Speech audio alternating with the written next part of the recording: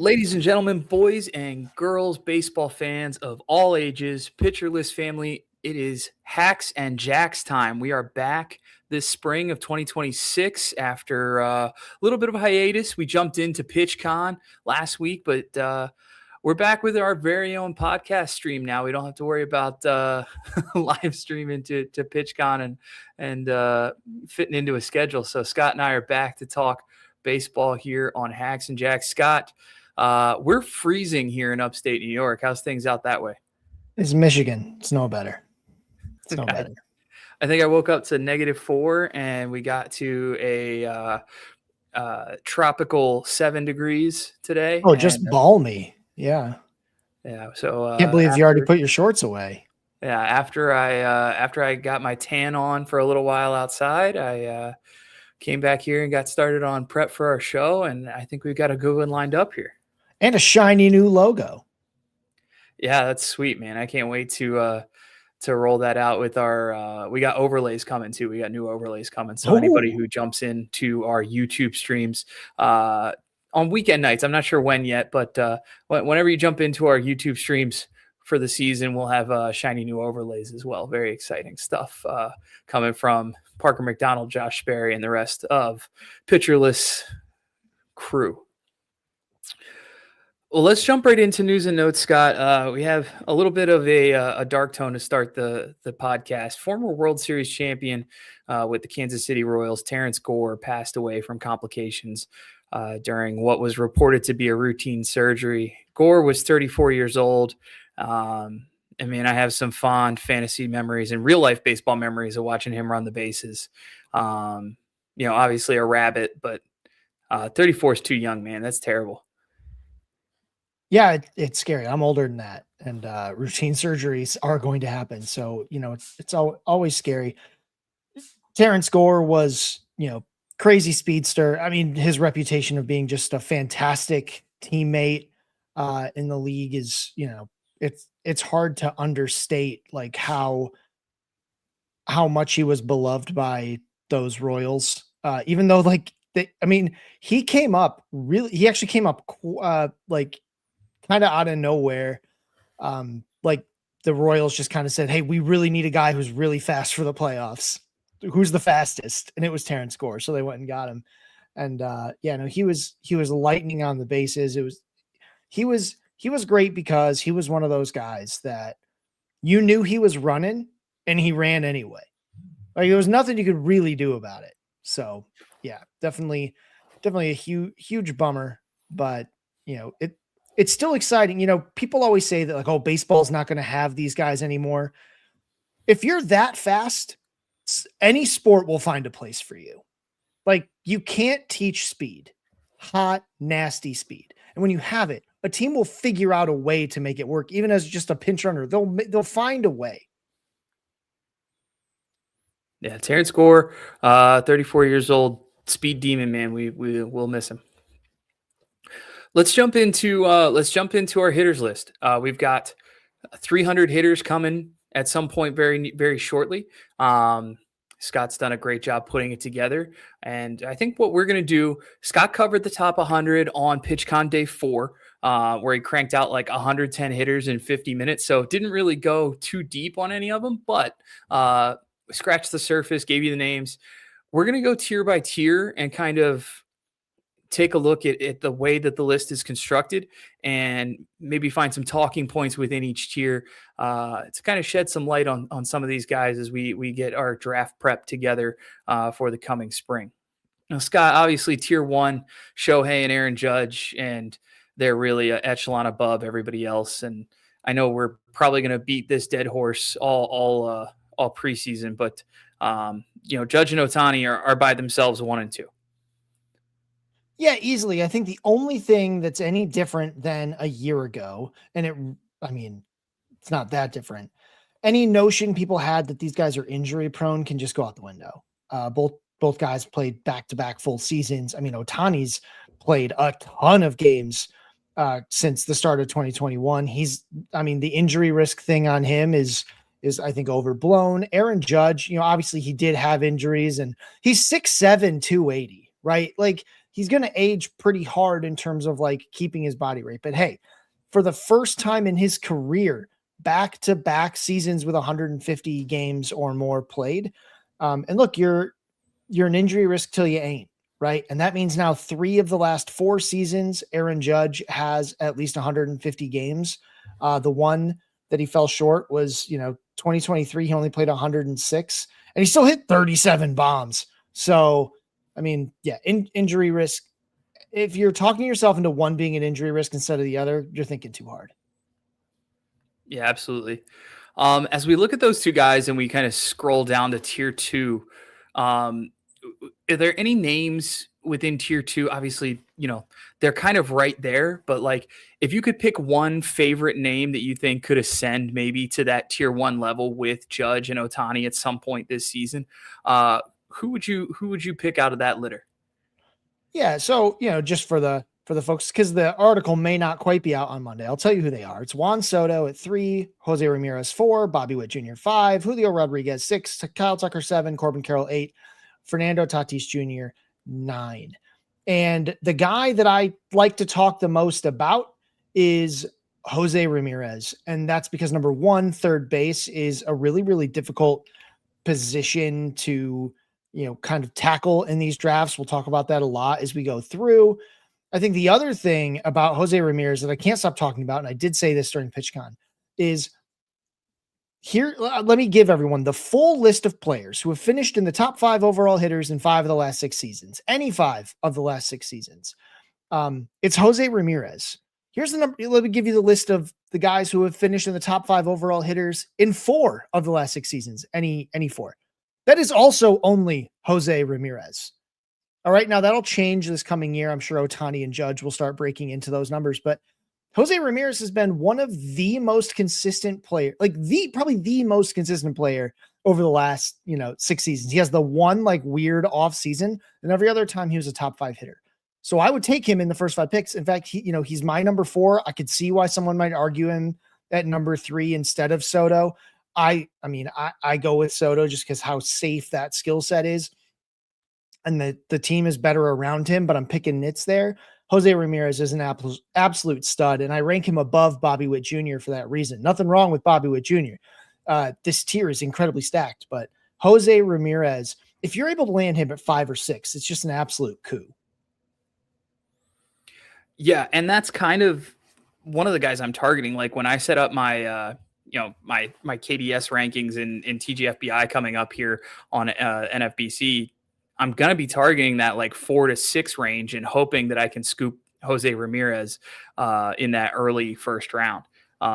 Just because, like you said, I'm kind of scared of third base the way it's laid out this year. I don't really love the guys. Like I know there's a cliff. I don't really love some of the guys before the cliff. Definitely don't love the guys after. So he's one of the guys that I'm targeting in first rounds in a lot of drafts this season. We move down to tier 3, and we're looking at Kyle Schwarber at 10, Junior Caminero, Francisco Lindor, Pete Alonso, Cal Raleigh, Nick Kurtz, Gunnar Henderson, Ellie De La Cruz, and Vladimir Guerrero. And one of the things that popped off the page to me in tier 3 was that position player battle between Lindor, Henderson, and Cruz. Obviously, I think I'd prefer Lindor of the 3 of them just because of consistency and the way he's been producing for several seasons now. But Gunnar versus Ellie is a really tough debate for me, and I think it kind of depends on how my first round goes. What are your thoughts? So the thing with Gunnar Henderson that is tough is on one hand, we found out that he played hurt last year, and that helps explain some of the issues we see with the power, but not all of them, because this problem started in the middle of last year, right? So I'm trying to give Gunnar Henderson the benefit of the doubt. I think a lot of projection systems that I trust, our projection system, ATC, the BAT, a lot of good projection systems really believe in a bounce back from Gunnar Henderson. And I'll trust the machines a little bit there. But I'm certainly worried about the power. And it's what I'll be watching for in the spring. Not just like how many home runs, but is he hitting the ball with like that authority, like those big home runs? Because they're going to be in the smaller parks. So, that's probably a concern with me for Gunnar Henderson. Ellie De La Cruz, it's all decision making for him. You know, it's so while he was good, it's because he was like a slightly below average decision maker. Slightly below average decision maker with elite tools is very, very good player, right? You ain't got to be Juan Soto to succeed in the Major League Baseball, right? You can be a freak athlete and make it work as long as you're not making horrid plate decisions, which is what Elly De La Cruz starts doing from like August on. So if he fixes that, which again, that's a mental thing, right? Like you don't need a new workout routine to not swing, right? Like people think he has contact problems because of the high strikeout rates. And I'll tell you, that's not actually the case. The problem is that he swings at things that he could not possibly hit, right? You could be, I mean, Luis Arias can't hit something that bounces in front of the plate, right? Like Vlad Guerrero Sr. is the only guy. And like, he only did it the one time, right? Like that's just not something you can do. So that's his problem. And then Vlad Guerrero. So it's kind of weird to say like, oh yeah, I'll take Kurtz over Guerrero when Guerrero has such a strong track record. I think the difference there, when you look at a guy like Kurtz or, you know, Kurtz versus Guerrero, it's ceiling, right? Like Guerrero's ceiling is just capped because he swings the bat really flat. It's hard to get a lot of home runs. Those 49 from like 2021 or something, that's a pipe dream now, folks. Like 30 home runs, that's about it. Obviously comes with great ratios. I think the RBI should go way up. He had like 84 RBI hitting third for a top 5 offense. Like that's ludicrous. Like that's just silly. So that'll go up. That should be closer to 90, 100, maybe even more depending on how well that offense performs. But yeah, Guerrero, so he moves down. But again, like if you're more risk averse, right, you're more conservative, you would move Guerrero up because he's an incredibly safe commodity.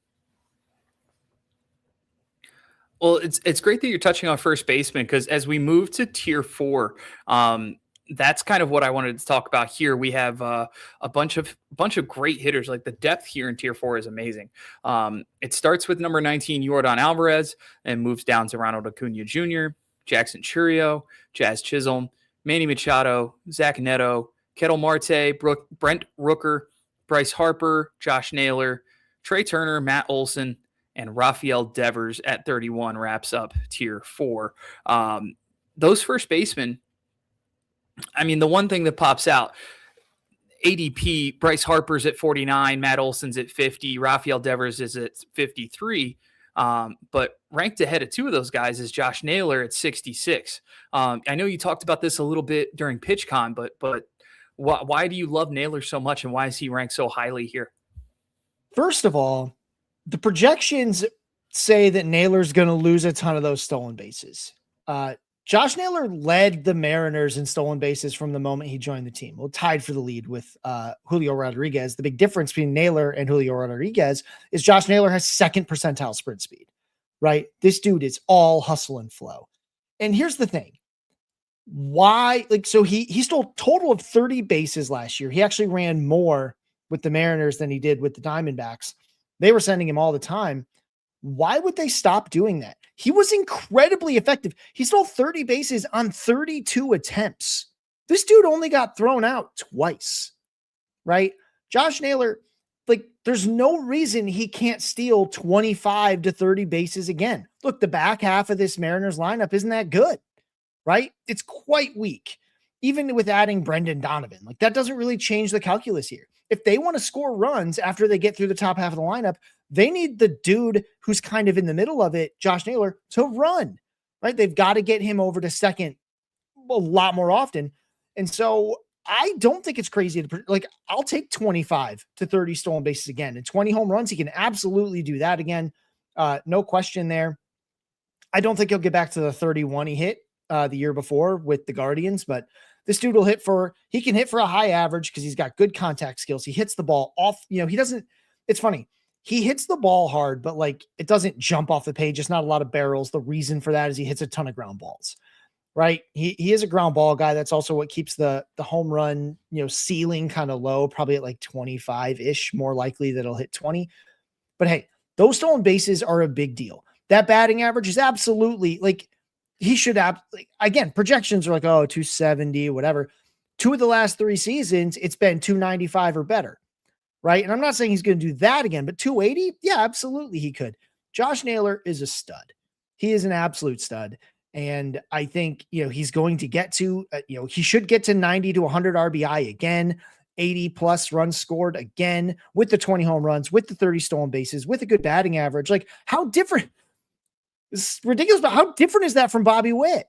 Right? Like, it's not like it's less power, but like after that, it's like, dude, he can do all those things, which is ridiculous when you're a second percentile sprint speed. I'm not saying he's not Bobby Witt. There's a reason I rank Josh Naylor 28th and Bobby Witt 5th. All right. There's a gap there, but Josh Naylor is a 5 category player, and Devers and Harper are not, right. They can do things that Naylor can't, but this dude is 5'10". He's all hustle. And I think the projections are just really underrating what he's going to do from a batting average and speed batting average and speed. And that's where that ADP is coming from. It's like, oh, well, he's not going to do that again, but he might. Like when he hit 31 home runs, I said, yeah, Josh Naylor's not going to do that again. But when he stole 30 bases and I looked at it, and he was incredibly effective at doing it. It's not like he was getting thrown out a bunch. He did it consistently. So a lot of times we'll see guys like Spike. They get all these steals in like 1 month and then they don't come back.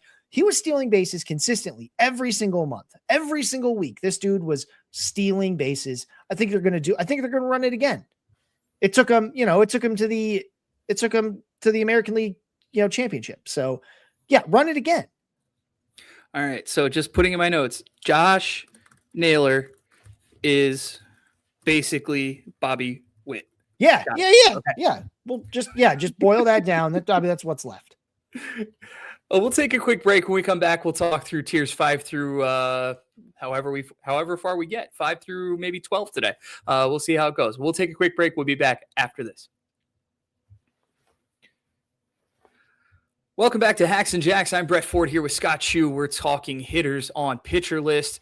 We went through the first 4 tiers of Scott's top 300 hitters list before the break. We're back with tier 5, and tier 5 is littered with high ceiling outfielders, Scott. And some of them were some of your favorites from last year, with Riley Green and James Wood. There's other names in here who have super high ceilings. We saw them get really hot, like white hot during the season, in Pete Crow Armstrong. And then we saw a handful of guys who have some injury history, but we've also seen high ceilings out of them when they're healthy. So Jackson Merrill, Byron Buxton, Wyatt Langford, all within this tier 5. And that ranges from number 32, Pete Crow Armstrong, all the way down to number 42, Bo Bichette. But talk to me about those outfielders and who you like taking shots on, and who you might be avoiding at cost. So, yeah, first of all, the first 5 tiers in your drafts are ridiculously deep, right? In your drafts, you need to be taking at least 3, if not 4, maybe even 5 in some formats, hitters with your first 5 picks, right? No fewer than 3. You need as many of these top talents as you can get. I'm not saying there's a huge cliff after tier 5, but the number of guys in these first 5 tiers that could absolutely change the game. I mean, 2 of these guys were like top 10 hitters at the All-Star break last year, in Pete Crow Armstrong and James Wood, right? And it's not like either of those guys are old or, we don't think they can do it again. We don't know if they can be as good as they looked for that first half, but they absolutely have, they have some pedigree. They have, real skills, like powers, speed. This tier is thick, man. And not to mention Riley Green, that I love with that big uppercut swing. I think he can fill in some of those holes that he had and maybe bust those slumps a little earlier than he did in 2025. Because it's not like he changed his swing for 2025. Riley Green had an uppercut swing all the way through. It's not new. And it's not like he always had this big strikeout problem. I think it's something that pitchers in the major leagues have taken advantage of, but I also think he's smart enough to fix it. So without changing his swing, just how to cover those holes, how to lay off some of that stuff. But so the hitters I'm targeting, definitely, obviously Riley Green. I think too many people are afraid of that strikeout rate and like how easy it is to explain. It's like, oh yeah, big hole in the swing with that uppercut. But like there's lots of dudes who live with that uppercut, right? And Riley Green, it's not like he came out of nowhere. This dude was a top 5 prospect in baseball. He's a really good player. He's 25 years old. You should absolutely, I still expect 30 home runs and 100 RBI, right? Like that. I think that's absolutely there. And I think the bat, I think that he could be pushing into the top 20 by May, right? If he can just fill up that hole just a little bit at the top of the, sort of top of the zone in that swing. I think the other guy that I'm really trying to figure out what to do with is Byron Buxton. And that's because with Buxton, look, he was a top 20 hitter last year. A bunch of these guys were top 20 hitters last year, but he's one where you have to know not only who you've already taken, but who your targets are later, right? Because Buxton brings some of the biggest injury risk in these top 40 hitters that we have. Him and Ronald Acuna Jr. and Yordan Alvarez. Those three guys. Those are the biggest injury risks towards the top of the draft. Buxton and all three of those guys, when they play, we know that they are high-level players. We just worry how often they'll play. In 3 outfield leagues, it's a lot easier to take that risk. But if you're in one of those 5 outfield leagues, that replacement level gets so much lower.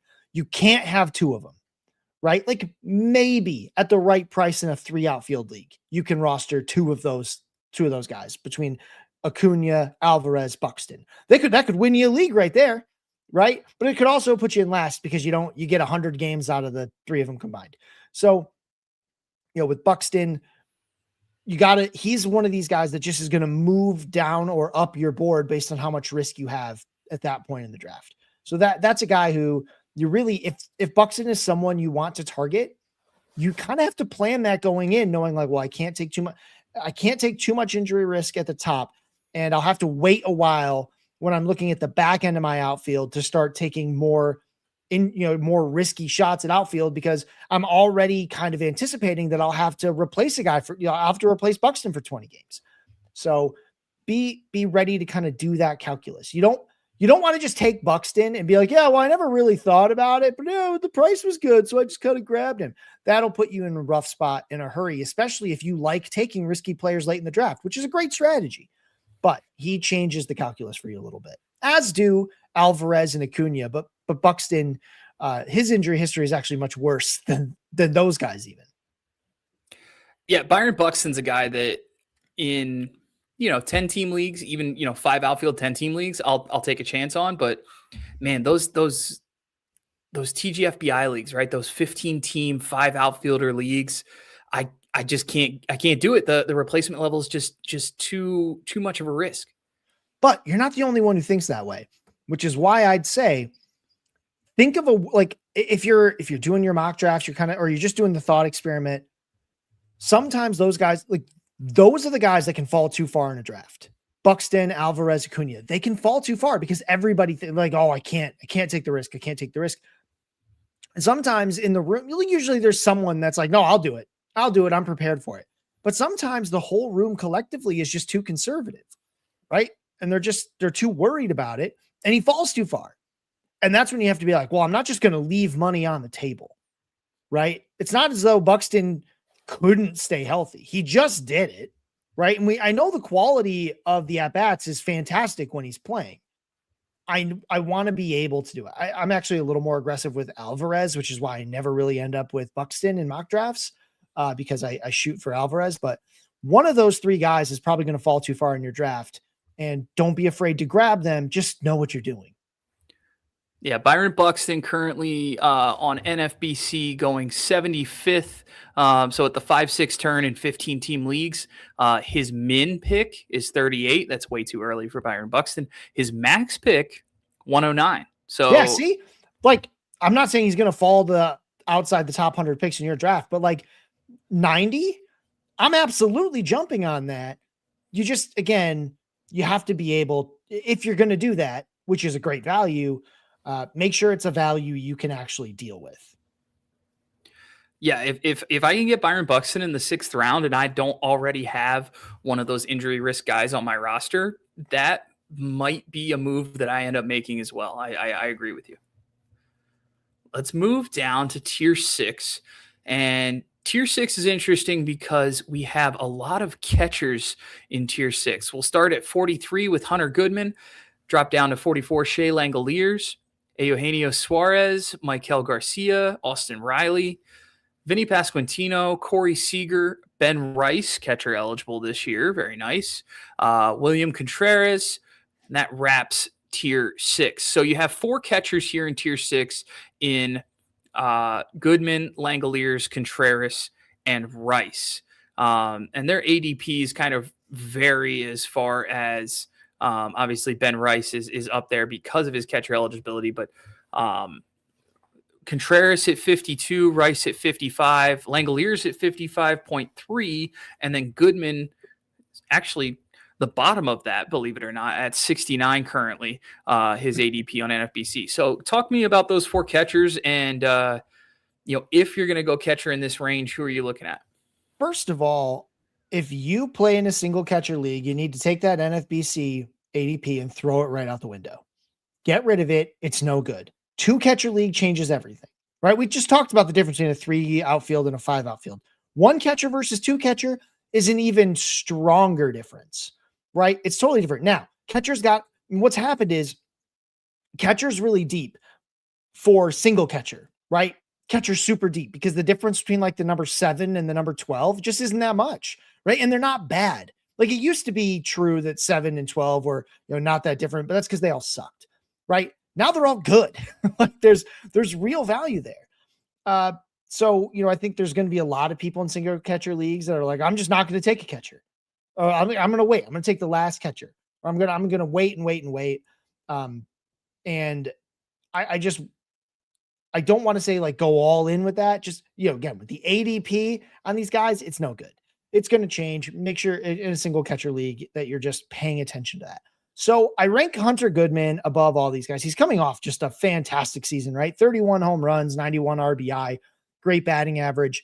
And I keep trying to think of like why the other guys are doing better than him in these, in these drafts, right? Like, why are they taking these other guys first? I'll be real with you. I'm not there. I can't get it, right? Like, again, projections are a great tool. They can look at things that the human mind is not so great at doing, right? Nobody's doing projections by hand, right? That's not how this works.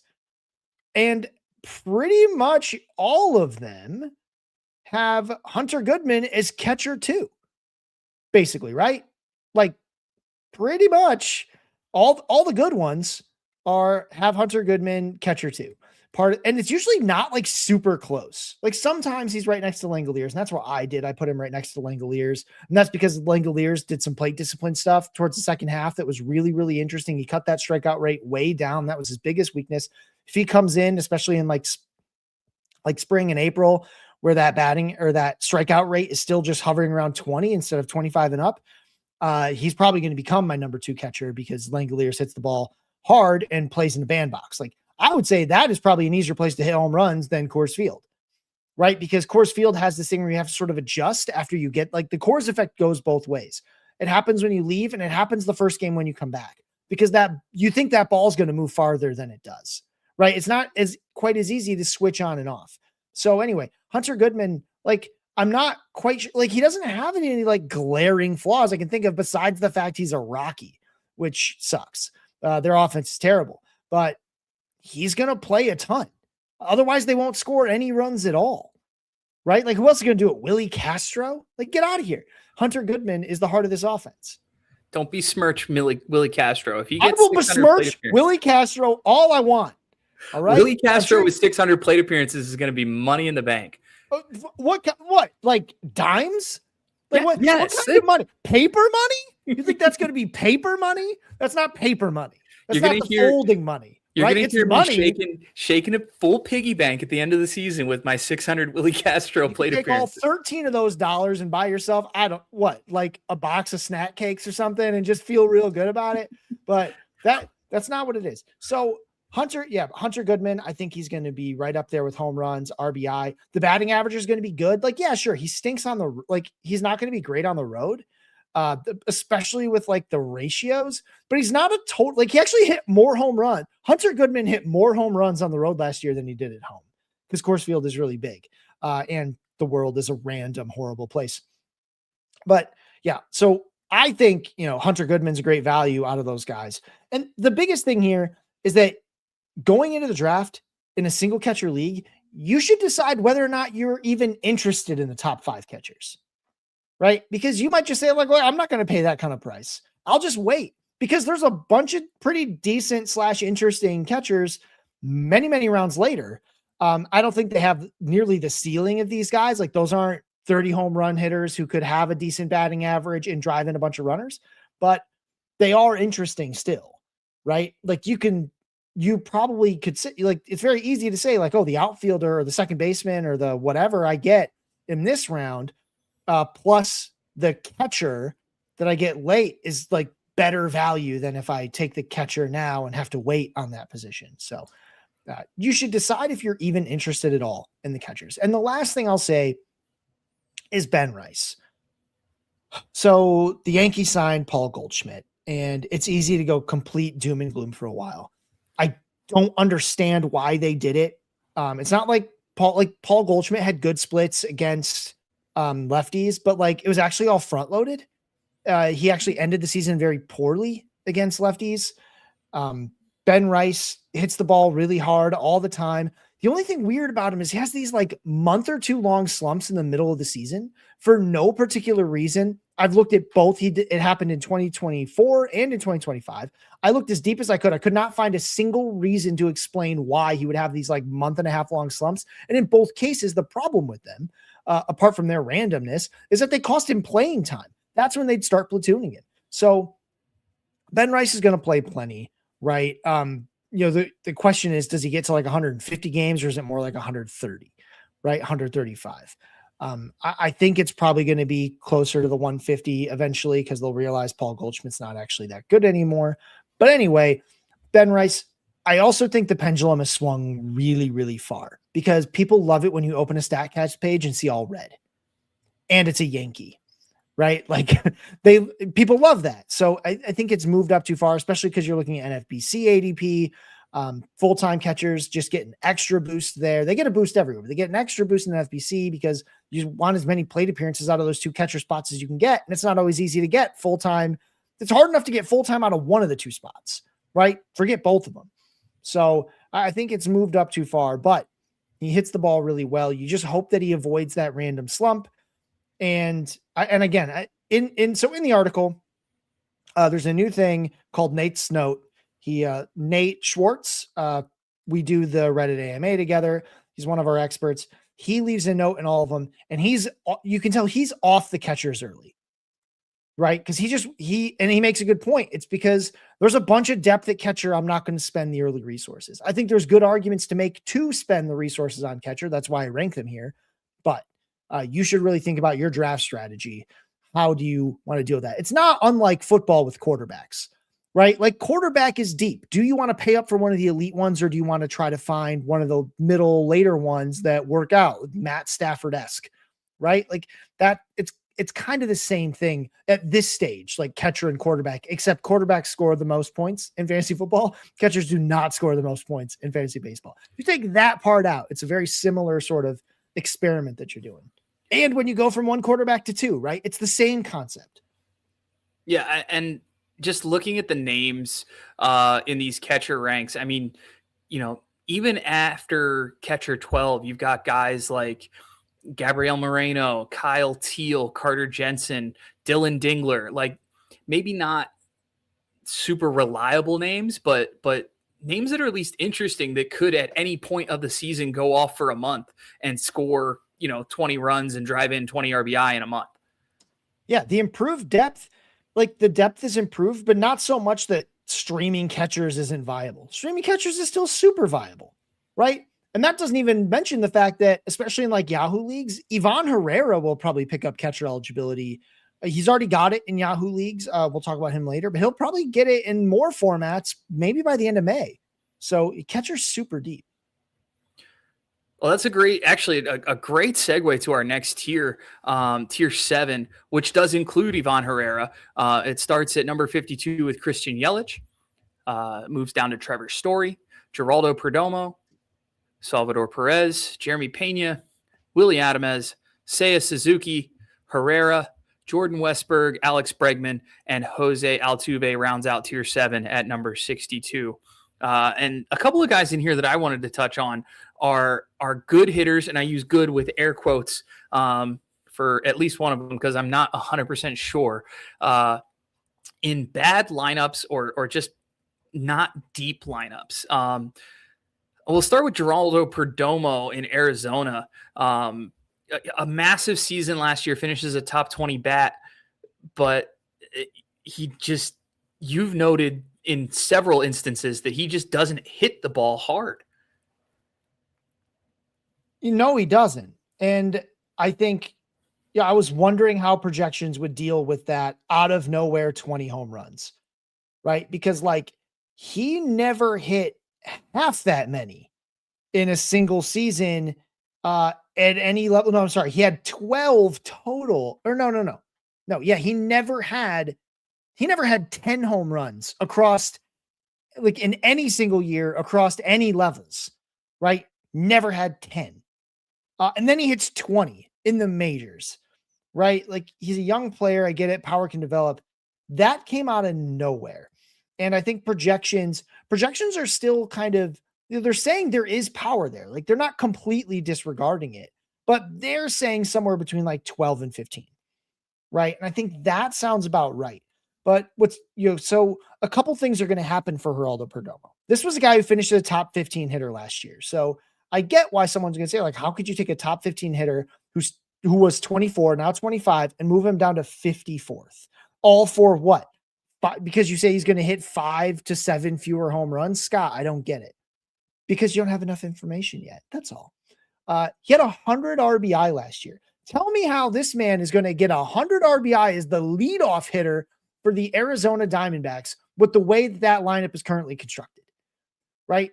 That's just not going to happen. Leadoff guys almost never get 100 RBI anyway. It's because he actually only spent about 50 games leading off last year, and he had about 50 batting second and another 35 batting third. So that is a way to get to 100 RBI and an offense that was really moving and grooving, at least for the first half of the year, because they had Eugenio Suarez and Josh Naylor added to that lineup for the first half. And they had so they had those guys in the lineup. They were able to score some runs. Right now, he's going to be leading off, which means the guys that he'd be trying to drive in, right? Those are going to be the 7, 8, 9 hitters. That's Carlos Santana, Jordan Lawler, and Alek Thomas. How is he going to drive in those guys 100 times? How? When only 15 of his RBI are going to come from himself. How is that going to happen? I'll tell you how it won't. So he's probably going to lose 30 to 30, maybe 35 RBI, Geraldo Perdomo. So that's a huge hit to his value. I think the 98 runs is possible just because of how often he's on base, and Ketel Marte and Corbin Carroll are good. So he could score plenty of runs, 90 to, maybe even 100. He didn't get to 100 last season, but he could this season because I think he's going to be the leadoff guy the whole time. But yeah, the huge hit to the RBI, I think, is going to be the biggest change to his value. It's not the home runs, it's the RBI. Let's move down the list to another guy who is a good hitter, just in just a suspect lineup that has gotten worse recently. And that's the St. Louis Cardinals. Ivan Herrera has catcher eligibility in some places, will get catcher eligibility relative short order as the season progresses. I really like him as a hitter, but man, this Cardinals lineup is getting thinner and thinner by the day. Yeah, the catcher eligibility is big. He's really awkward as just a DH. Again, I think by the end of May, in most formats, he'll have gotten it because he's not going to catch every day. I think they're going to take it slow. It's not like they have other guys, they need to get into this, that they need to get into this DH spot, right? Who is sitting on the bench? They're we got to get this guy in the DH spot. Nathan Church? No offense to Nathan Church, but they're probably going to be satisfied just leaving Herrera there at DH while he continues to sort of work his arm back in. So Herrera is under 26 years old, and our Process Plus stats love this guy. They think Herrera, they show that Herrera has plus contact ability, plus power, and plus decision-making. And we don't see a ton of guys for any extended period show all three of those things at the same time. Juan Soto does. But lots of players just don't do all three. at the same time. And Herrera does. So, his home run power really started to elevate last year, even though, he had an injury and he wasn't catching anymore. We saw the home run power just spike up. It's a great new stat from Kyle Bland. It's home run power. It's measuring the home run, like what happened with the ball and the home runs they hit, and then sort of like the expected home run value out of them. So it's a really interesting stat. And Ivan Herrera's got a bunch of that kind of power. So I'm very, very interested. But it's all about position eligibility. Now in Yahoo leagues with two utility spots, it's actually not so bad, right? Like even if maybe it's hard if you're doing 20 game eligibility and you have 2 utility spots and you started with Shohei Ohtani, right? That's tough, right? That might be a tough, or like Kyle Schwarber, who outside of Yahoo leagues is DH only. If you started with one of those 2 guys, it might be hard to really take any kind of flyer on Herrera. But if you're playing with 2 utility, it's probably because you're on Yahoo, and you will be able to Schwarber's outfield eligible. Herrera's already catcher eligible. I think where he's catcher eligible, his ranking here, I should say, at 59 is where I have him as a catcher eligible player. If he wasn't catcher eligible, I think I'd drop him probably 2 to 3 tiers. Actually, maybe, he'd probably fall down to about tier 10, I think, which is around guys like, if it's only DH and you assume he's never going to get it, it's probably more like tier 9. That's where like Ian Happ is, O'Neal Cruz, Brandon Nimmo, like those guys. He'd probably fall down there. But for now, Herrera sits up higher. There's a ton of upside in his bat if he can stay healthy, which thing I've talked around, he's never done that. Herrera's been hurt a lot in his young career. Right. And then, sorry. Well, we'll take a quick break. When we come back, we'll explore tiers 8 through 12 if we have time. May wrap a little early and move some tiers to next episode. We'll be back after this break.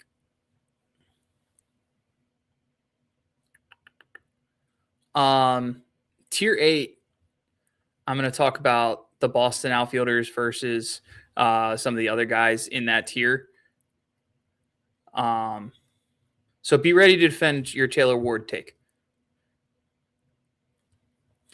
Welcome back to Axe and Jacks. I'm Brett Ford here with Scott Chu. We're talking hitters on Pitcher List. We've moved through 7 tiers so far in Scott's top 300 hitters list, which will be on Pitcher List here in the near future. Let's move on to tier 8.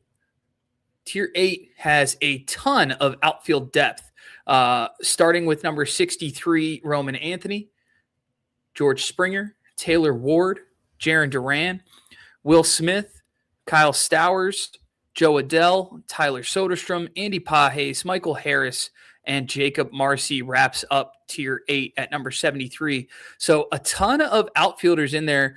A couple of guys that you would expect to be maybe a little higher on the list based on their ADP in Roman Anthony and Jarren Duran. But they're kind of sprinkled in with some guys that are lower on ADP lists. Why are guys like Taylor Ward and Kyle Stowers mixed in between Anthony and Duran? So it's all different kinds of risk, right? So Roman Anthony, if you really want to talk yourself into him at ADP, it's the power, right? So we saw with our pitcher list metrics, his power really exploded at the end of the season, where he was showing some of the best power in the league by our metric. Now that's gap power and home run power combined. I'm not saying this is a 40 home run bat. It's not. I think he could be like a 22 to 25 home run guy, swipe double digit bags, score 100 runs, have really, really good ratios. That's something that's definitely in there for him. Leading off for a really good offense, right? So that, I think could be there, but like, let's not understate what Taylor Ward just did, right? He's an Oriole now. I think that'll actually help a little bit. That park is just fine for righties. Taylor Ward finished his hitter number 62 last year, 36 home runs, 103 RBI, and that was for the Angels. He drove in 103 Angels, right? There's going to be a couple more Orioles on the bases for him. So it's not crazy to think that he can get to those numbers again. The biggest problem with Taylor Ward is just like, he's extremely streaky because that strikeout rate can spike. And it means like he'll go on these stretches where he's like the best hitter in baseball. And then 2 weeks later, you're like, why is this guy allowed to start every day? But if you just stick with him a bit, it's inconsistent, but if you stick with him, you'll find, that power is real. I think it'll play great in his new ballpark. He hits a bunch of fly balls. So I like Taylor Ward. I think the overall outputs will be there, right? Like, yeah, sure. It's good. He's going to hurt your batting average, but especially in like weekly head-to-head leagues, you don't like the batting average gets reset every week. So when he's hot, he's killing it for your batting average. It's when he's cold, he's hurting your batting average. But in Roto, that all piles up. You have to take the good with the bad. And at the end of the season, it's all there. I know we talked about this last week, but in head-to-head, it's every week is fresh, right? You get to leave that bad batting average behind last week, right? And we start with a new one. So it's not quite as painful. And all because batting average is really fluky week to week. Batting average is fluky season to season. It's really fluky week to week. And so you can punt batting average and still win batting average sometimes, right? Because your guys are hot, right? It just works that way. So it's not the same as a punt in Roto where you're like, I'm not going to get any points, right? No, you will. You'll win some matchups because the other team is slumping and your guys weren't. And boom, you won batting average. So yeah. And I get it. Why, I get why the NFBC folks are like really in on Roman Anthony. I love Roman Anthony, but that's a lot to pay for a guy with a very, again, he is still a rookie. He was the best prospect in baseball, but he's still a rookie. He still has very few major league plate appearances, right? We saw him for, he had 303 and they were good, but I mean, they were very good. Right. But it's not like he hit a bunch of home runs and stole a bunch of bases. Still 8 home runs and 4 steals. There was plenty of runs scored. That part's going to come through. There's still a question, like, can he clear 20 home runs? Can he clear 10 stolen bases? The projections are not so sure. Right. I think there's a little bit more risk there than people think. We'll move on to tier 9 where we really hit the third base cliff that we talked about in our podcast, and I think you touched on in your top 100 one as well. Tier 9 begins at number 74 with CJ Abrams, moves down to Nico Horner, Drake Baldwin, Randy Rosarena, Brandon Nimmo, O'Neal Cruz, Jackson Holiday, Ceddanne Rafaela, Ian Happ, Stephen Kwan, Yandy Diaz, Brandon Lau, and then it ends at number 86, Matt Chapman. And as Nate notes in his section, that's pretty much the end of your safe third baseman. There's a massive teardrop after Chapman in the third base ranks. Talk us through kind of what you do talk us through how you make sure that you have a third baseman before this spot, really. Yeah, and hopefully it just kind of works out for you in the draft. So in Yahoo leagues, that'll be a total of 10 third basemen. But in ESPN leagues, you lose, I believe, Jordan Westberg and so they'll keep third base. Sorry, second base, it gets changed. So you get these guys, you get like 9 to 10 third basemen. And it's not like there's no good third baseman after this. The problem is it's a lot riskier. Right. So Matt Chapman, yeah, he was hurt a little bit last year, but at least you know what you're going to get. Right. And projections are all pretty sure what you're going to get. You're going to get like a 25 to 27 home run guy, 80 RBI, a 240-ish batting average. Because, just the way he hits, he'll steal a couple of bases. It's kind of in the bank. It's not a ton, he's not, he's certainly not the guy he was back in like 2019, but he's still a good hitter. He'll be a guy that you can just plug in at third base and be like, I don't have the best third baseman in my league, but I have a safe one. I've got the guy I'm going to use all season long. After this, the reason we call it the cliff isn't because of like, oh yeah, Matt Chapman, he's amazing. And he's kind of in between because the last time we talked about one was Alex Bregman back at rank 61. 80, like the next one's 86. The one after that's 102. So with Matt, like after Matt Chapman, it's just a bunch of guys who are way bigger question marks. We're talking like Munetaka Murakami, Jorge Polanco, Sal Stewart, Alec Boehm, Caleb Durbin, Kazuma Okamoto, Royce Lewis. Those are the names you start running into after this. ranked from like 100 to 140. And we'll talk about those guys and there's exciting things about them, but none of them are the one where I'm like, oh, I've got third base locked down, right? Like there's huge question marks about like a little, for some of those guys, it's injury like Royce Lewis. And for other of them, it's just like, can you hit major league pitching with like Murakami, right? Polanco, can he stay healthy? Sal Stewart, is he going to get playing time? Alec Boehm, he's just kind of boring. Caleb Durbin, he's just kind of boring. Okamoto is hopefully boring, right? We kind of hope that he's just going to be a boring contributor, but we don't know yet. Noelvi Marte at times, who's after that has looked like the worst hitter in the league at times, and then a plus player at other times. Carlos Correa is old and hurt. Isaac Paredes doesn't have a job. Then there's, your boy Willie Castro, like the names changed in a hurry. When I went Riley, Westberg, Bregman, Chapman, Murakami, Polanco, Stewart, Boehm, Durbin, Okamoto, Lewis, Marte, Correa, Paredes. Like I say there's a tier shift, but that's because there just is. If you heard me say those names, you had different feelings and they happened fast, right? Like that's just the way it goes. So what you have to do is just be aware of where that break is for you. Like if you're a huge believer in Murakami, you can include him. But what you should be doing is if you don't just stumble into a Jose Ramirez or a Manny Machado or something, you should have all those third basemen. You should be looking at the third baseman left. And when you're down to like 2 or 3 of them left, you need to start moving them up your board. In my opinion, you have to move them up. Like you can't just stick with your rank should be changing throughout the entire draft anyway. That is one where you really need to start moving them up. Like I need to get a third baseman because I don't want to be stuck later. Right. And then if you miss them, if it's the situation where you miss them, I'm almost of a mind to be like, screw it. Then I'll just wait. Just wait. And look at the other positions. When I finally run out of like interesting things at the other positions, then I'll go look at a third baseman and be like, all right, I guess I'll go grab, Alec Boehm and I'll see what happens during the season. Right.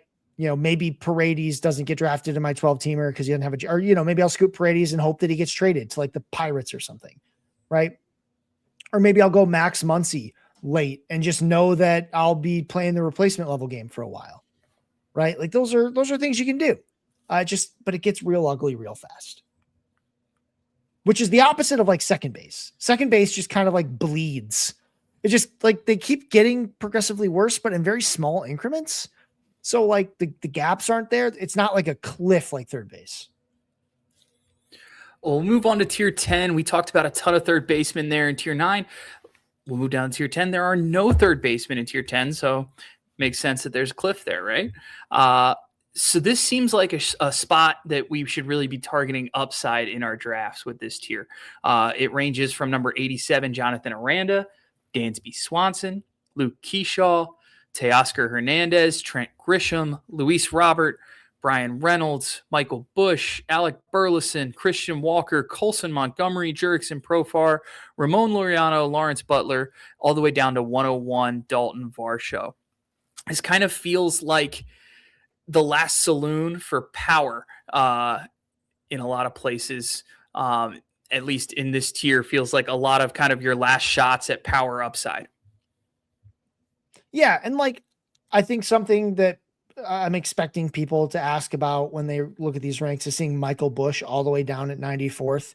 That's 40 spots down from where I ranked him in October. It's even more spots lower than where he finished last year.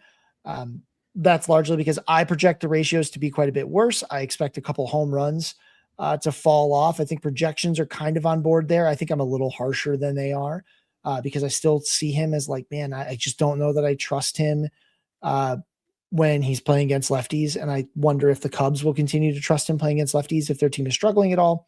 But yeah, there's a lot of like big swings you can take here. I think it starts with Aranda. He did start striking out too much late last season, but he's got a ton of power moving back to the Trop. He actually hit more of his home runs on the road than he did at home. So I'm not really worried about whether he can hit the home runs, but he hits pitchers from both sides. I think, he's not that great at making contact and he's not like a great decision maker. It's all about power, but power is a dangerous thing. There's a reason teams scout power more than they scout any other skill. It's because it's hard to teach and because it has the biggest impact on outcomes. Power matters more than anything else. Eventually, the other stuff makes it impossible to show your power, Ellie De La Cruz, but like power is the most important to your outcomes. So Aranda is a very interesting guy. I'm a little worried about Keyshaw just because of how hard he fell off over his final 37 games. Average exit velocity of 85.1 miles an hour. That's roughly the average exit velocity of pitchers when they hit, right? So when you hear a guy has 85.1 mile per hour average exit velocity, that's pitcher power, right? That not like good pitcher power, not like high end pitcher, like just like okay pitcher power, right? Like Madison Bumgarner's making this guy look bad. Madison Bumgarner hits it a little harder than that, right? It's not good. It's not good. So I'm a little worried about that, but of course he's a young player. I think the hit tool is real. The speed is real. It's just the power that's up in the air. He could take some steps forward. It's not like the Twins have anyone else to play. So they're just going to throw him at second. Hopefully he stays healthy. And he should steal over 20 bags. So he'll give you value. It's just all about how much. I think people are underrating Trent Grisham, at least to start the year. This dude's going to be the leadoff hitter for the Yankees. He hit way too many home runs last year, 34 of them. He might not do that again, but the walk rate was fantastic. The strikeout rate was strong. Like under the hood, everything looks good for Trent Grisham, right? I think, he landed exactly where we wanted him to land, which was for the Yankees, who don't have a leadoff hitter. Like that's the most important point here. Grisham's their leadoff hitter to start the season. And he's not really going to get any major challenges until maybe Volpe comes back. And like Volpe certainly didn't look like a leadoff hitter for very much last year. So like, who's going to take that job from him? Right. Unless they start getting real weird and do it with like Ben Rice or something, And then if they do, then Trent Grisham bats like fourth, So I think the correction is too hard on Trent Grisham. I think he ends up being a really good value. And then, as I said in PitchCon, Luis Robert Jr. is a Met now. If like in your heart of hearts, you say, yeah, I know what's going to happen with Luis Robert Jr.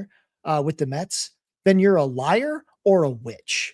All right. Nobody has any idea how this is going to go. The Mets don't know. Nobody knows. They just know they got him for cheap and that he has explosive talent, even though it's wrapped in a fragile, inconsistent body. Right.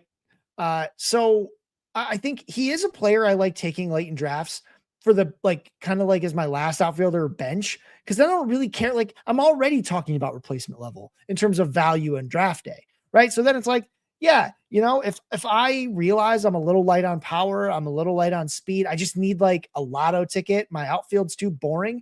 Why would I then go get Brian Reynolds? Right. Like Brian Reynolds is a fine player, but he's not going to raise your team's ceiling. Right. He just raises the floor.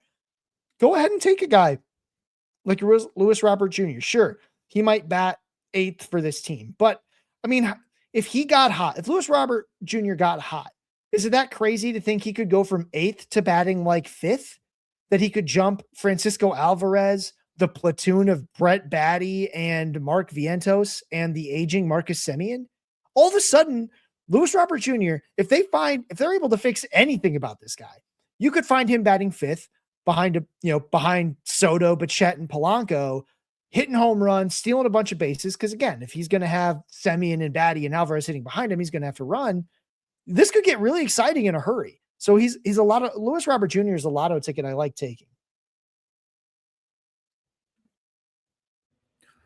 Well, that about does it for our time this week. When we come back next week, we'll talk deeper into Scott's list, dive through the rest of the tiers and talk some more players. But for now, Scott, tell the people where we can find you. Yeah, well, nowhere yet, right? Still waiting on this article to come out. It should be out this week for real. For realsies this time. It'll be this week because Rick will kill me if I don't have it ready by then. I've got more blurbs to do, but not as many as before. It's only about 100 of 300. So working through that. But you can find me on Twitter at If the Chew Fits. You can find me on Blue Sky, scottchew.pitcherlist.com. You can also find me on Reddit, Chuseph, CHUSEPH Esquire. The Reddit AMA will start probably closer to the start of the regular season. But until then, yeah, we'll have this podcast, and this the top 300 will come out, and then it'll be getting updated probably every week to probably every 2 weeks. And then when spring training games start, I'll probably update it every week with, position battle outcomes and things like that. Beautiful. And my name is Brett Ford. You can find me at Fade That Man on social media. I'm in the Discord. The Pitcher List community is outstanding. I highly recommend, if you haven't joined yet, jump aboard. It's a great time to do it. A lot of great things coming in 2026 and beyond. Really excited to be a part of it. Scott, thanks for joining us on Hacks and Jacks. We'll see you next week. Later. Nice. Good job. Sperry's going to get a kick out of that Castro bit. Yeah. Money in the bank. Paper money? I just can't wait. I can't wait for him to put on the Josh Naylor, Bobby Witt. Got it. Yeah. Yeah. Same guy. Same guy. I'm looking at the pictures. I can't tell them apart. Same guy. I'll touch base with you sometime this week about time and date of next week. I don't know what our weekend looks like next week yet, but we might be traveling Saturday. We'll see. Okay. All right, buddy. Have a good weekend. I'll see you. You too, man. Later.